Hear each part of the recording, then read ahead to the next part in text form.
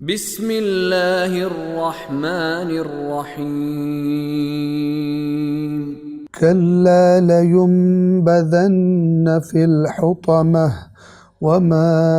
أدراك ما الحطمة ہرگز نہیں، وہ چکنا چور کر دینے والی آگ میں ضرور پھینک دیا جائے گا۔ اور آپ کو کس چیز نے بتایا کہ وہ چکنا چور کر دینے والی آگ کیا ہے؟ گزشتہ درس میں ہم نے آیت نمبر 4 کے الفاظ کے معانی میں الحطمہ تک کے معانی بیان کر دیے تھے۔ آیت نمبر 5 کے الفاظ کے معانی کی طرف توجہ فرمائیں، وَمَا أَدْرَاكَ مَا الْحُطَمَةُ، اور آپ کو کس چیز نے بتا دیا وہ چکنا چور کر دینے والی آگ کیا ہے؟ پہلا حرف ہے واو، یعنی اور،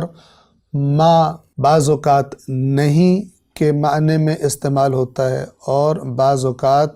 کیا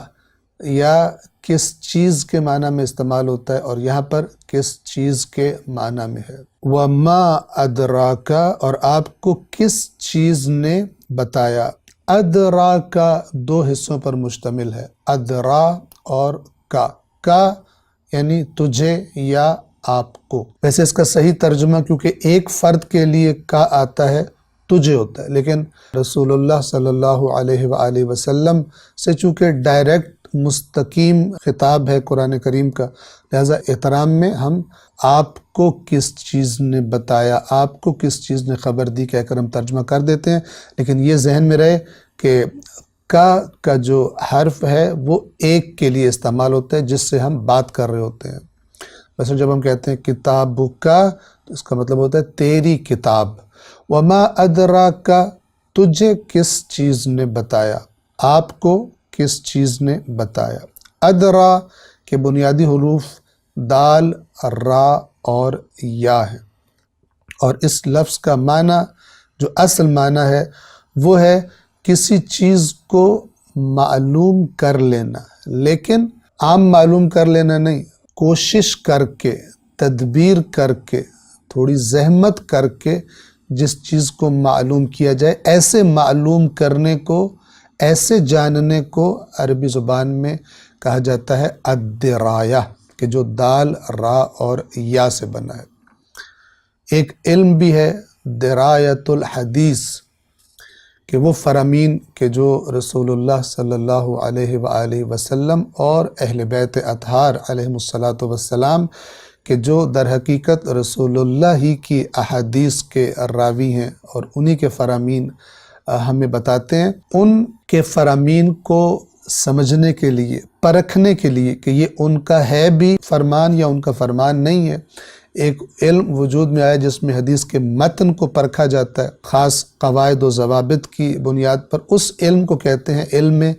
درایا۔ یہ اسی درا سے نکلا ہے، اور جیسا میں نے آپ کو بنیادی معنی عرض کیا کہ کسی چیز کو معلوم کرنا لیکن تردد کر کے، ذرا زحمت اٹھا کر، کوشش کر کے، تدبیر کر کے۔ تو ایک حدیث میں اس طرح سے آتا ہے، وہ ایک حدیث جس سے تو درایت کرے، وہی الدرایا، وہ ایک حدیث جس کی تو درایت کرے ان 1000 حدیثوں سے بہتر ہے جنہیں تو روایت کرے۔ روایت کرنے سے یہاں کیا مراد ہے؟ یعنی جیسے کہیں سے سنا ویسے ہی آگے بیان کر دیا، بغیر پرکھے ہوئے۔ تو 1000 احادیث کے جو انسان روایت کرتا ہے، بس جیسی سنی ویسی آگے نقل کر دی، کہیں لکھ دی، کہیں آج کل کے زمانے کے مطابق واٹس ایپ پر فارورڈ کر دی آگے، یا فیس بک پہ شیئر کر دیا اس کو۔ 1000 وہ حدیث کے جنہیں تو روایت کرتا ہے، ان سے وہ ایک حدیث افضل ہے اور بہتر ہے کہ جسے تو درایت کرتا ہے۔ یعنی پہلے تو پرکھتا ہے کہ یہ جس شخصیت سے یہ حدیث نقل کی جا رہی ہے، اس شخصیت کو یہ کلام اس کے ساتھ مناسبت رکھتا ہے یا مناسبت نہیں رکھتا، یا یہ عمل کہ جو اس شخصیت کے ساتھ منسوب کیا جا رہا ہے وہ اس شخصیت کے مقام کے ساتھ مناسبت رکھتا ہے یا مناسبت نہیں رکھتا۔ اور یہاں پر میں ایک بنیادی ترین قانون اور قاعدہ کہ جو مکتب اہل بیت، جسے مکتب تشیع بھی کہا جاتا ہے، ان کو ان کے ائمہ اہل بیت علیہم الصلاۃ والسلام نے یہ بنیادی ترین ایک قاعدہ اور ضابطہ بتایا ہے ان فرامین اور ان احادیث کو پرکھنے کا کہ جو ان کے نام سے منسوب ہوتی ہیں، اور ہمیں معلوم نہیں ہوتا کہ واقعاً یہ ان کا فرمان ہے بھی یا ان کا فرمان نہیں ہے۔ تو ایک جو قاعدہ اور ضابطہ بنیادی ترین خود انہوں نے بتایا ہے احادیث کو پرکھنے کے بارے میں، یا درایت آپ کہیں اس کے بارے میں، وہ کیا ہے؟ اس کا خلاصہ اور لب لباب یہ ہے کہ کوئی بھی ایسا فرمان، کوئی بھی ایسی بات کہ جو قرآن کریم کی مخالفت کرتی ہے، قرآن مخالف ہے، تو اس کے بارے میں انہوں نے فرمایا کہ اس کو قبول نہ کرنا، اگرچہ وہ ہم سے منسوب کر کے بات کی جا رہی ہے، ہم قرآن کریم کے خلاف ہرگز بات نہیں کرتے۔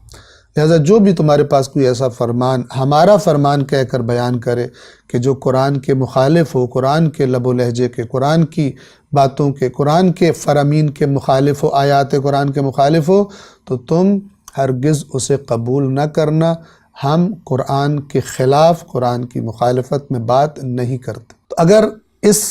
بات کو کوئی انسان لمس کرنا چاہے، فیل کرنا چاہے کہ یہ کیا بات ہے، تو اس کو چاہیے کہ اپنے آپ کو قرآن کریم سے مانوس کرے، ورنہ دھوکہ کھانا اس کا مقدر ہے۔ جو اللہ کی رہنمائی، اللہ کے رسول کی رہنمائی اور اہل بیت اطہار علیہم الصلاۃ والسلام کی رہنمائی پر عمل کرنے کی جگہ اور راستے اختیار کر لیتا ہے، سنی سنائی باتوں پر چل پڑتا ہے، تو پھر وہ گویا اپنے آپ کو خود مستحق بنا لیتا ہے کہ وہ گمراہ ہو جائے اور وہ غلط باتوں کو اپنا لے اور غلط باتوں کو اختیار کر لے۔ اس کے بیان کو انشاءاللہ ہم مزید جاری رکھیں گے آئندہ درس میں۔ والسلام علیکم ورحمۃ اللہ وبرکاتہ۔